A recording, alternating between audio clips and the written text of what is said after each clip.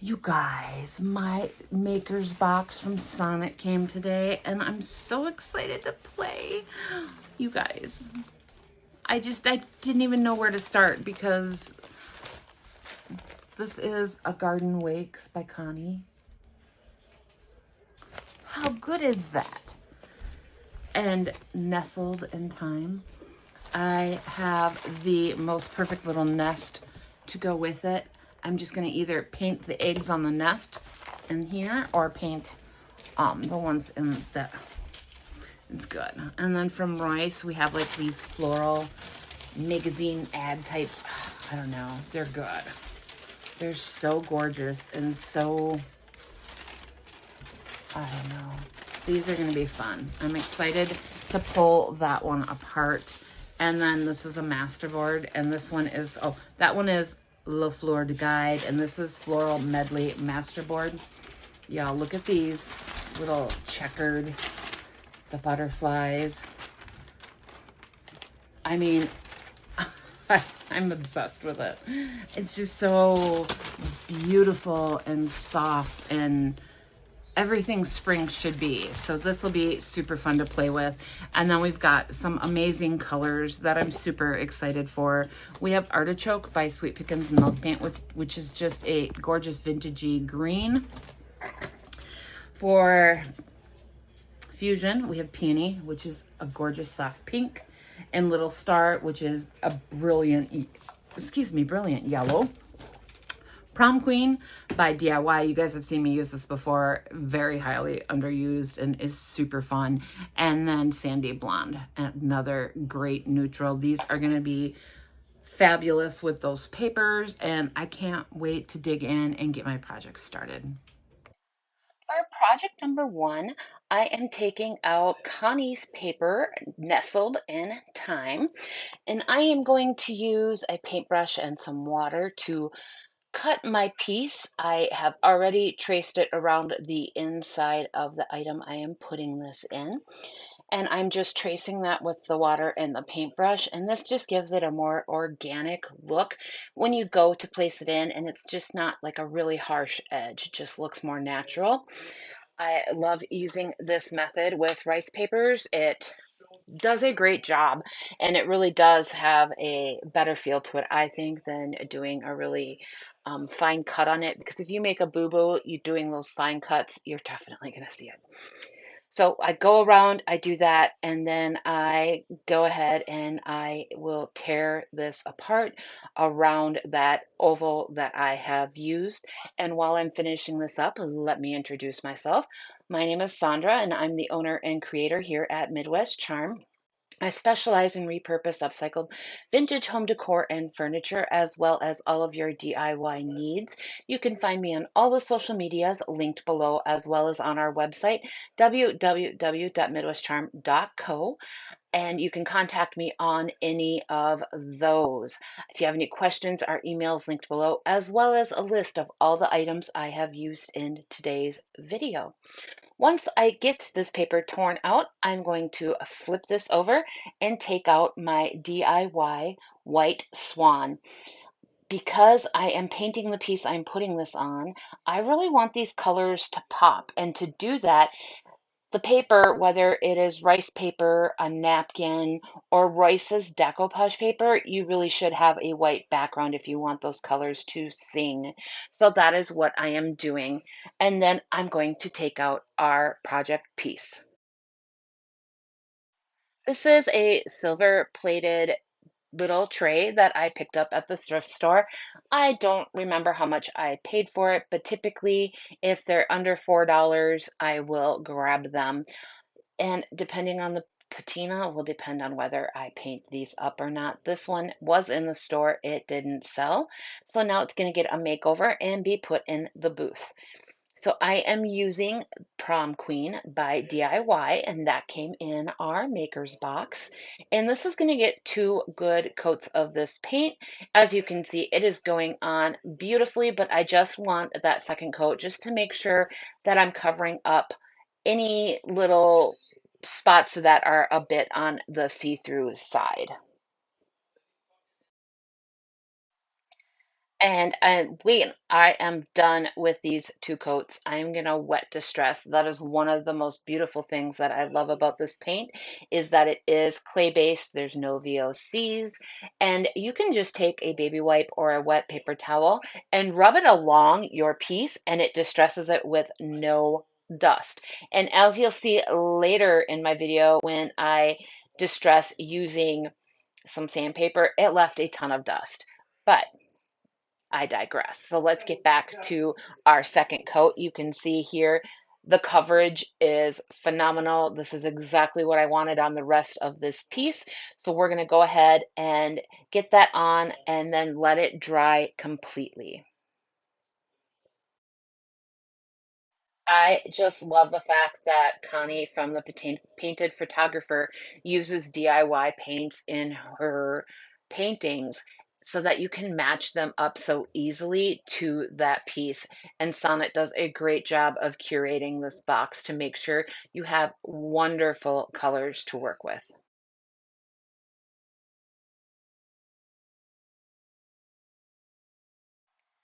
And now we're going to take out that baby wipe like I had mentioned previously and just give this a rub along the edge where all that beautiful detailing is, and then a little bit around the lip right before it bends down into the bowl part of this tray.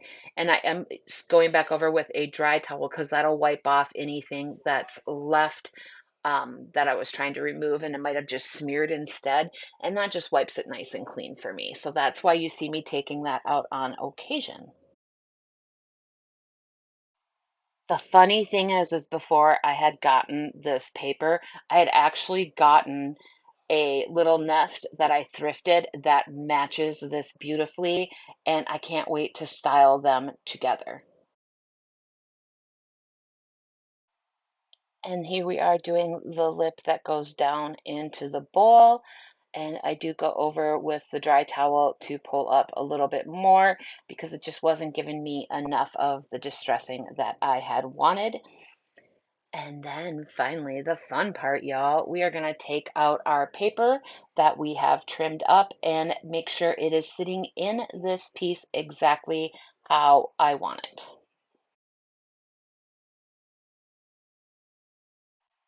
And once it's in place, I'm going to take out my liquid patina and I am going to go ahead and put down enough to get this secured and in place. With these rice papers, you really don't need to use a mister bottle at all because they're so thick and beautiful. You can pull this up and rework it even with the paint on the back. It may leave a little paint down, but it's very easy to work with. Once that part is secured, I lift it up, I place more of the liquid patina down and smooth out any wrinkles with my brush as I go along, and then we'll finish it up the same way. And because this piece has not been sealed and DIY paint needs to be sealed, I will give the rest of this piece a coat of this as well. So we are doing not just over the paper, but we're going to do over the entire top of this piece. I cannot wait to use the other two little pieces that came with this paper. It is so pretty. It is so detailed. I am absolutely loving how this turned out, and I have it sitting on a table in my entryway right now. It will most likely go to the booth, but it turned out stunning, and I can't wait to hear your thoughts on this piece.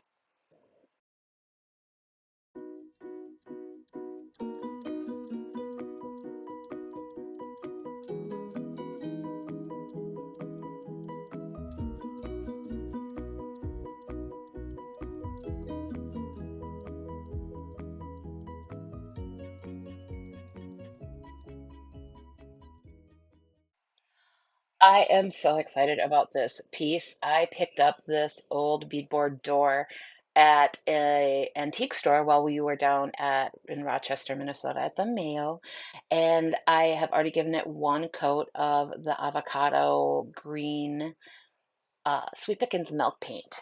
And I forgot to record that part, y'all. I was so excited to start this. So here I am adding on our second coat to this. For Sweet Pickins milk paint, you're going to mix equal parts water to equal parts powder.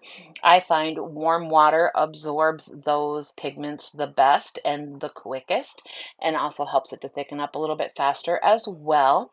And I was originally going to keep those hinges that color, but I decided at the very end that I wanted them to be the chippy green as well. So I'm just going in, and I should have used a bigger brush because this took forever, but it also really did help me get into the grooves of this door.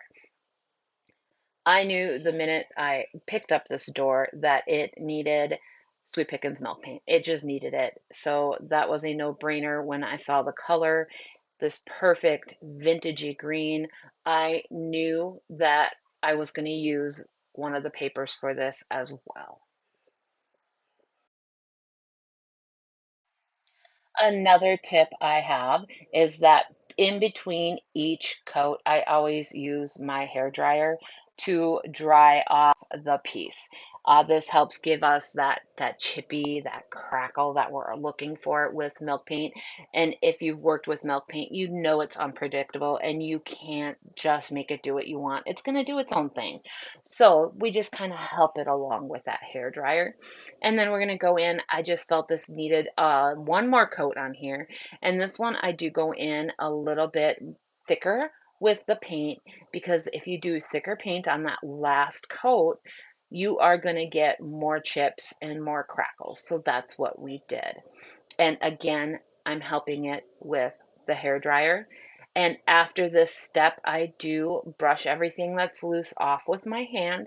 And then I take a fine grit, like a 220-ish sandpaper on my finger sander, and just sand everything nice and smooth. I can't remember if I got that on video or not, so just in case I didn't, you guys know how it got the chippiness, but you can see it coming off. And you can also see there's a knob. It was a little wood knob. I kept that and painted it green as well.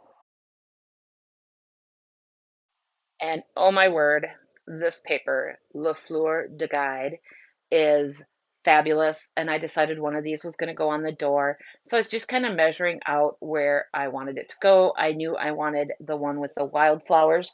So I just used that water method with a brush to go along the edges. And then once I get this torn out, I end up having to shrink it up a little bit more, but I did save that border because I know I'm going to find a project that that border is going to work perfect on. This is, again, a really easy, natural way to get a great finish on your paper so it doesn't look new. It's going to look more worn, and that's what we're going with this piece, because this is a really chippy beadboard. Everything about this little door is antique, and I really want it to have that antique look.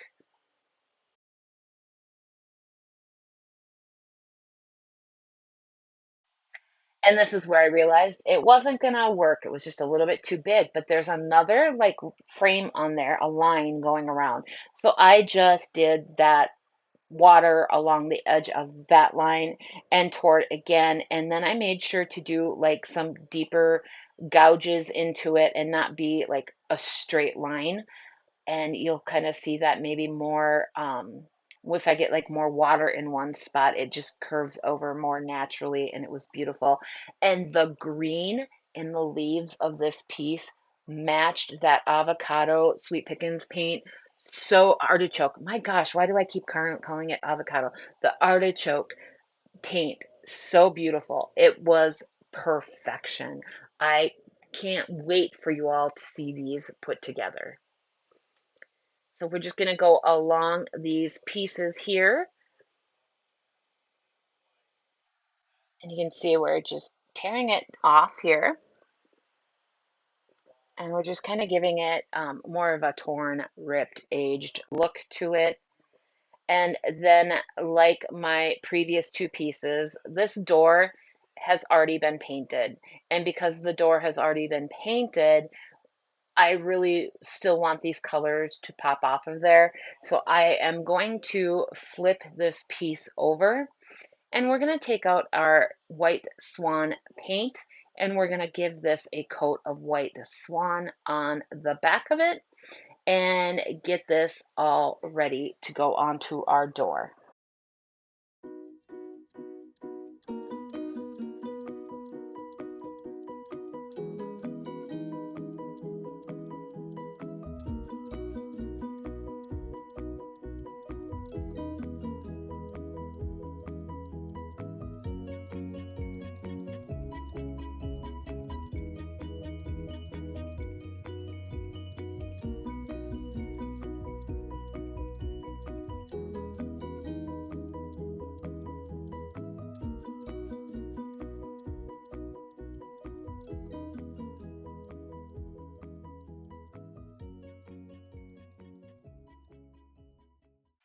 Now, I knew that this piece was going to be a little bit more difficult to adhere to this board, and I wasn't exactly sure how I was going to do it. Initially, I put down my liquid patina, and I was just going to start in the middle and then work my way out. And I decided that actually wasn't the easiest way to do it. I was really afraid I was going to tear my paper. So what I ended up doing was just doing the bottom half of that what I did there. And I did the crease, the beadboard, the crease, the beadboard. Then I went back and did the other half of that, and then went back in and did the top part of it. And I know that's confusing, so hopefully the video here kind of shows it better than maybe what I'm explaining it. But it was a little bit more difficult to maneuver around those. And if you notice where the hinges are, I also made sure that there were tears there so they fit around it, but enough that it looked natural. And then here's where I decided I just needed to do those bottom four boards and not the whole thing. So I go back in the same way that I did with that first section I laid down, and I'll start in that crease and then right there, that crease there, and then we will work our way down. And this actually ended up being easier to do the creases with my fingers, so that's just what I did. And then I made sure to put liquid patina over them and smooth out those boards. And you guys, this turned out so good.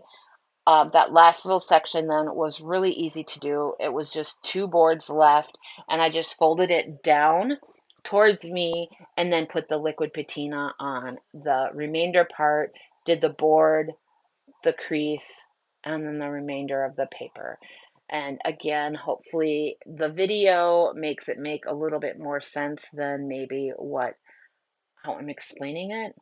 But this, I'm actually going over the edges here and in the creases just to make sure everything's really in there well. I didn't want the paper to rip or tear along those seams. I really wanted them to look like this has been on there for a long, long time. And I do put this all down before I go back in and put the knob on. I also, once this is completely dry, I do go in with dark wax around the edges of this piece and a little bit like feathered in so that the piece itself looked more aged. And then once the knob was on, I do go around the knob too to give it more like it was handled more right there. So that those parts I did not record because I always leave a little bit to your imagination. So I just want you guys to hang out to the very end to see this completely done. I do flip this over and add D-rings to the back of it as well so it can hang easily on a wall. And you guys, I don't know. I said at the end I don't have a favorite because I really don't, but this one is right up there because I am really obsessed with this door.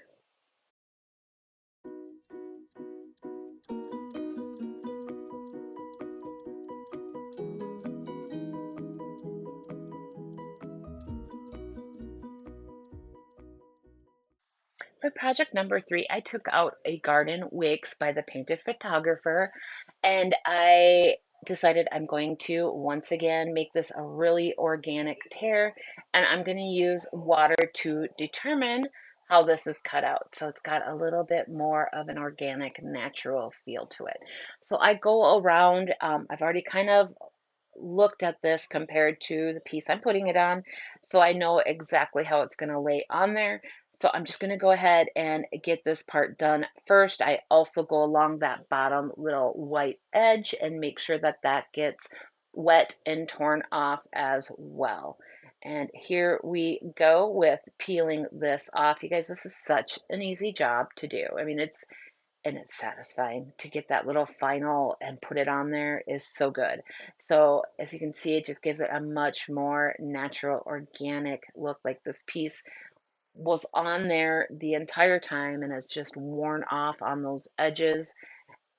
And like my other pieces, y'all, I painted my project a different color. And because this is an organic shape, I didn't want to mess with trying to paint it white, so I went ahead and again used my white swan paint, painted the back of my rice paper, and let that dry while I went in and painted up our piece. And our piece happens to be a thrifted cutting board.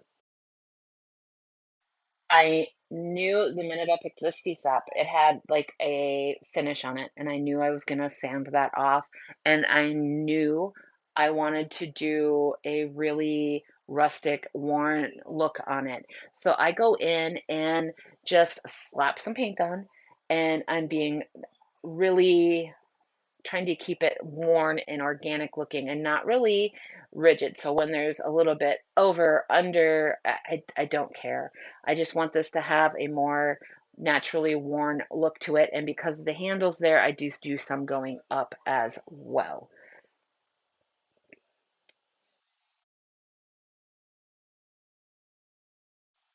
Remember where I talked about sanding? This is where I created a huge mess. I wanted the paint to blend in more rather than being the harsh lines of the brush. So I just used this just to kind of blend in those edges and smooth everything out before I went on with decoupaging our paper on.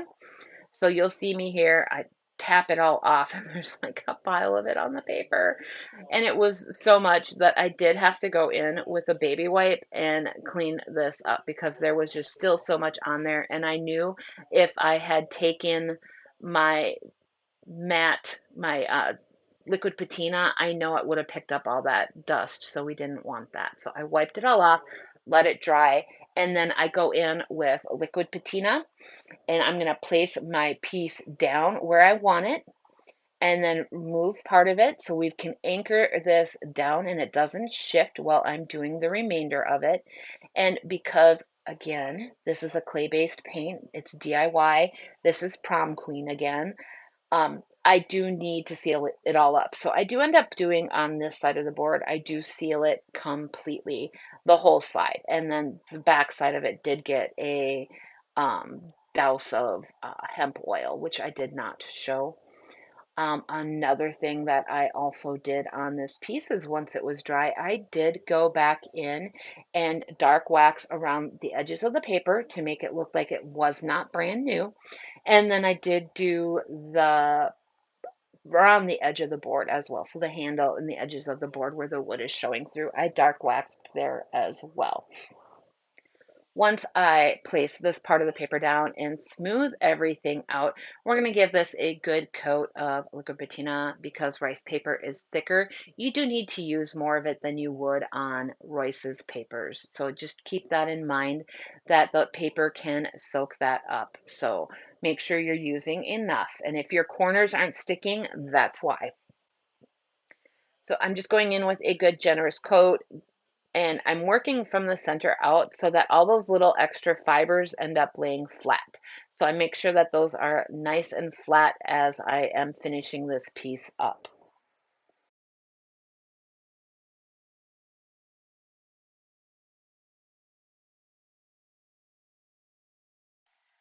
And this is project number 4, y'all. This paper, it's the Floral Medley Masterboard. I'm a sucker for Masterboards to begin with, and this one I can't wait to use every single little bit from it.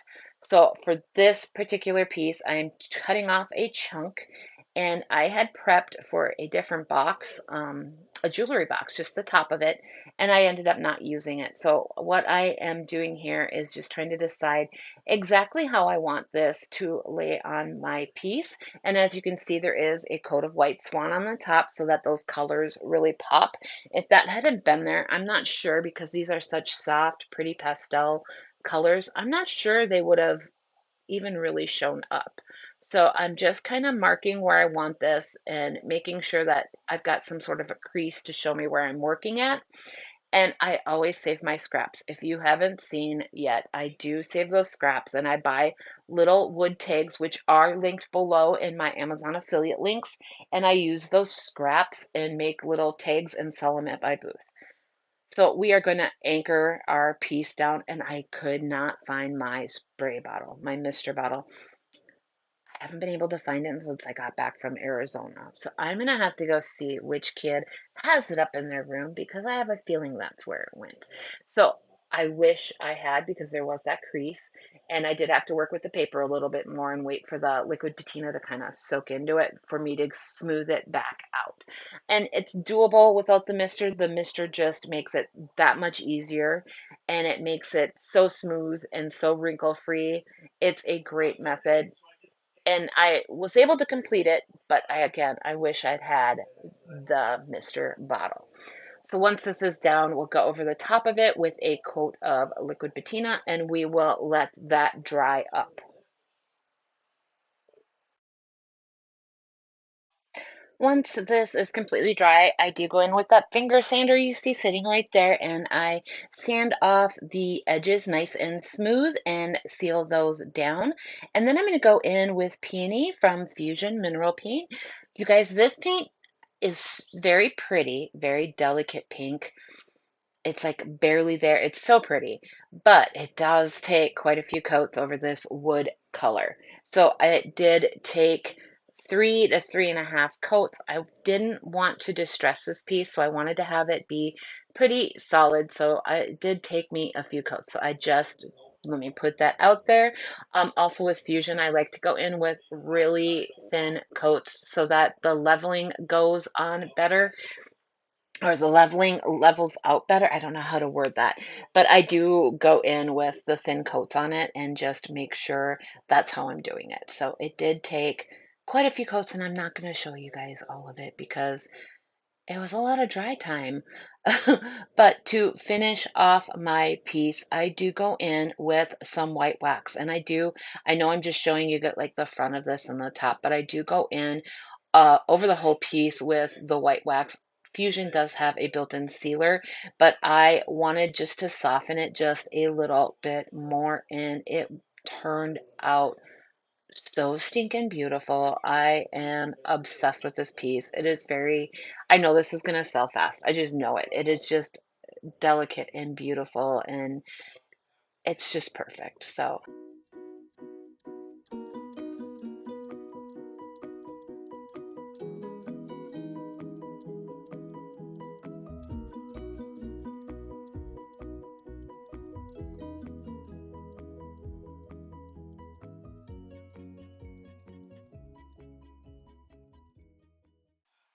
and here are the final results, y'all. Let me know what you think. I love every single one of these pieces. This box did not disappoint. These papers are fabulous. I love all of Connie's and all of Royce's papers, but these just spoke to me in a different way. They were so inspirational. They were exactly what I needed. And all I could think of the whole time was April showers, bring May flowers, and here we have them. And I'm sharing them with you. Let me know below what you guys think. Thanks for hanging out and watching, and we're just about done.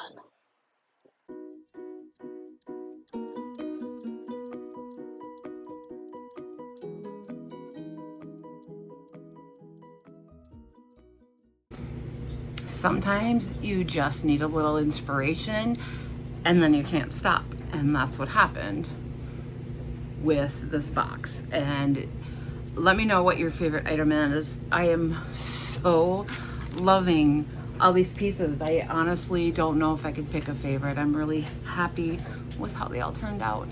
Thanks for watching, and we'll see you all next time. Bye.